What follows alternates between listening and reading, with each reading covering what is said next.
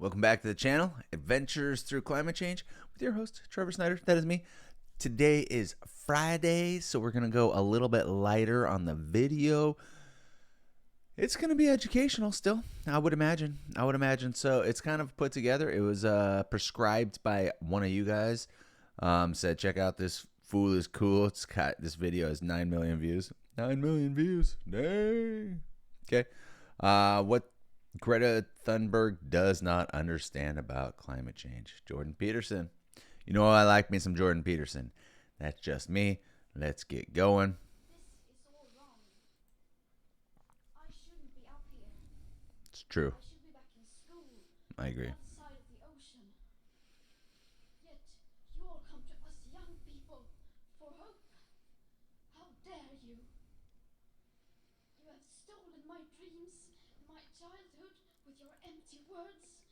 And yet I'm one of the lucky ones. People are suffering. People are dying. Entire ecosystems are collapsing. We are in the beginning of a mass extinction, and all you can talk about is money and fairy tales of eternal economic growth. How dare you?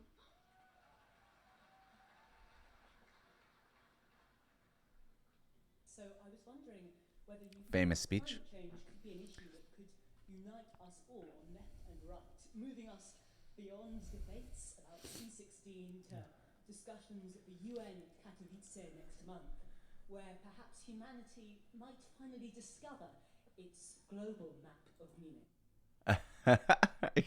I'm guessing this is for Jordan Peterson. I got to go back and listen to this again. But that question, but the way he phrased that, I'm guessing he's not going to get the answer that he wants. Climate change could be an issue that could Unite us all. left and right, moving us beyond debates about C16 to discussions at the UN at Katowice next month, where perhaps humanity might finally discover its global map of meaning. No. Oh, that's funny. Yeah, it won't unite us. There's a couple of reasons. I mean, the first reason is that I spent a lot of time reading. I worked for a UN committee for 2 years on sustainable economic and ecological development, and read a very large amount during that period of time, and learned a lot, much of which made me much more optimistic than I had been before I read the relevant literature, which was a real shock to me. But the climate change issue is an absolutely catastrophic, nightmarish mess, and the idea that that will unite us is that's not going to unite us. I mean, first of all, it's very difficult to separate the science from the politics, and second, even if the more radical claims are true, we have no idea what to do about it, and so no. And besides, it's even worse than that. Here's one of the worst things about the whole mess is, so as you project outwards with regards to your climate change projections, which are quite unreliable to begin with, and the unreliability of the measurement magnifies as you move forward in time, obviously, because the errors accumulate. And so if you go out 50 years, the error bars around the projections are already so wide that we won't be able to measure the positive or negative effects of anything we do right now. So how in the world are you going to solve a problem when you can't even measure the consequence of your actions? Like, how is that even possible? And besides that, well, what's the solution? What are we going to do? Switch to wind and solar? Well, good luck with that. Just try it, see what happens. We can't store the power. Germany tried it. They produced more carbon dioxide than they did when they started because they had to turn on their coal-fired plants again. That wasn't a very good plan. Well, we don't want nuclear. Okay, what happens at night? Oh, the sun goes down. Well, isn't that something we should have taken into account? Oh, we got to flip on the coal-fired plants. Well, so it was a complete catastrophe, and all that happened was the price of electricity shot up. It was like zero utility. That's not a solution. So what are we going to do about it?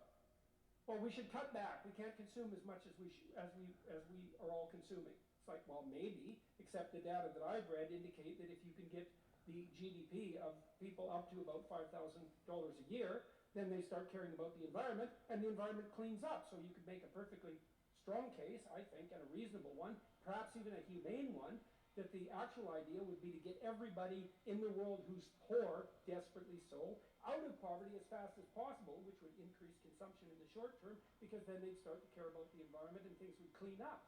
It's like, okay, well, what are we going to do about global warming? Well, good luck figuring that out. I don't see a solution on the horizon. I look at Bjorn Lomborg's work. I really like Bjorn Lomborg. I think he's a real genius. You can look him up if you want. He took the UN millennial goals. There's 200 of them. That's way too many goals if you're serious about goals, by the way, because 200 goals isn't a plan. It's a wish list. You have to prioritize. I'm serious. You have to prioritize, but they won't prioritize because each of the goals has its constituents, and if you prioritize, then you irritate the constituents, but if you don't prioritize, then you can't implement the plan. Bureaucracy. What Lomborg did was gather a teams of economists, multiple teams, some of whom were Nobel Prize-winning economists. He had them assemble teams. He had them rank order development goals in terms of the return on investment, all of the teams. Then he averaged across the teams and came up with a final list. And addressing global warming wasn't even on the list. The most fundamental, he wrote a book Too many other things. $75 billion to make the world a better place, and that's not very much money on a global scale. Almost everything that he recommended had to do with increased child nutrition in developing countries. It's like, these things are complicated, man. These are complicated. It's like, well, let's fix global warming. It's like, okay, well, good luck with that. First of all, how are you going to do that? And to think that will unite us, well, certainly not uniting us so far. So, no. And it's the kind of low resolution thinking that just gets us absolutely nowhere. I like what Lomborg did way better. I think it's way more intelligent. So, maybe if you increase child nutrition enough and you produce another, I don't know, 10 million geniuses as a consequence of that, and maybe one of them will figure out what to do about global warming. Well, I'm serious about that, It's not a bad thing to increase the total sum of human brain power, And so we treat these things so lightly. Well, let's fix the planet. Well, we're going to concentrate on global warming. Well, why global warming? Well, because everyone thinks that's the biggest catastrophe. Well, maybe it is, but if you don't have a solution, well, and then what about all those other problems? What are you going to do about them? Well, we'll ignore them because we can feel good about, being concerned about global warming. It's like, one of the reasons there's more trees in the northern hemisphere than there were 100 years ago. No one knows that, but it's true, and by a substantial margin. You know why, in part? Because people burn coal instead of wood. It's like everyone says, well, we shouldn't burn coal. It's like, okay, fair enough. What do you want to do? Burn trees instead? Because that's what poor people would have done. It's like, coal isn't good. Well, it's better than burning wood. So these things are complicated. So they're unbelievably complicated. And so, no, it's not going to unite us. And we're not going to do a damn thing about it either. So it doesn't really matter. So, well, what are we going to do? You're going to stop, having heat? You're going to stop having electricity? You're going to stop driving your cars? You're going to stop taking trains? It's like, you're going to stop using your iPhones? You're not going to do any of that. And no wonder. So, no. Thank you for that. Wow. There were some mic drop moments in there. Woo! I gotta tell you, that was exactly how I feel. I constantly say this, and I know this is what most people get mad at me the most about. I constantly say in these videos that I'm a humanitarian over a climate changeologist, and I don't say it in that exact terms, but I mean, I take the approach that, more people can solve more problems and do it more efficiently and do it better. And most people think that there's too many people on the earth and it's creating a problem. And Peterson might be right. Maybe it's the problem is intellectual people. And maybe the problem is how we constantly try to dummy down the population. I don't know. I happen to think that free thinkers and open-minded people are probably some of the most important people we have in society right now. That's just one person could solve a major problem for millions, if not billions of people. It's pretty incredible. So I think that Peterson was absolutely correct on this. And, obviously I'm a Jordan Peterson guy. I like him, although I don't always agree on everything he says.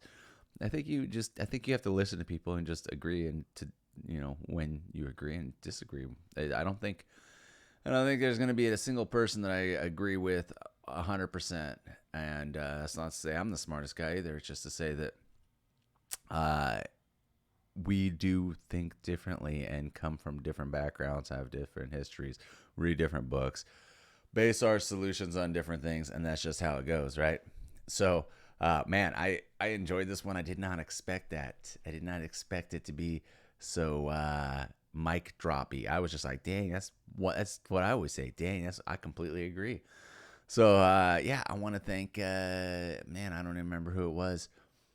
Somebody sent me a message, but I apologize. And if I remember next time, I'll say the name. But otherwise, I hope I earned your subscription. I would love a like.